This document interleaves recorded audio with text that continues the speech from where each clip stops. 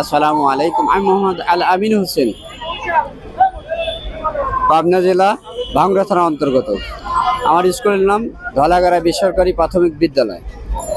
তো আমাদের স্কুলের স্বয়ংসম্পূর্ণ, স্কুলে ঘর থেকে চেয়ার, বেঞ্চ, টেবিল সবকিছুই সম্পূর্ণ আছে এবং সেই সাথে ছাত্রছাত্রীর সংখ্যা উপস্থিতি ৭৫ থেকে ৮০ জন প্রত্যেক দিন ডেইলি।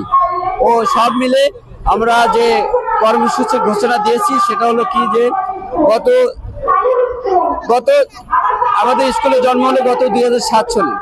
এ যাবৎ পরপর প্রত্যেক বছরে ৩-৪টে করে আমরা যে পথে যে ধর্মঘটের অর্থাৎ তথা অন্বেষণের যে দাবি দেওয়া আদায়ের জন্য আমরা যে কর্মসূচি দিয়েছি, কোনো কর্মসূচিতে কাজ হয়নি। শুধু খালি একটাই কথা তাদের, সেটা হল কি যে আপনাদের পরে জানানো হবে বা সম্মাননা দেওয়া হবে, কিন্তু আমাদের শুধু খালি আশ্বাস তো করেছে, কিন্তু তার প্রতিফলন আজ পর্যন্ত ঘটেনি। তো 2025 সালে এসে যখন অন্তর্বর্তী সরকার এসেছে, আমাদের একটা সুবর্ণ সুযোগ।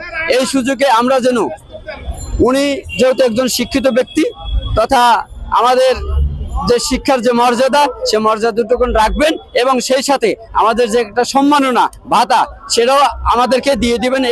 আর ইতিপূর্বে যে আশ্বস্ত করেছেন পুনরায় আর আশ্বস্ত করবেন না, এইটা আমাদের আশা।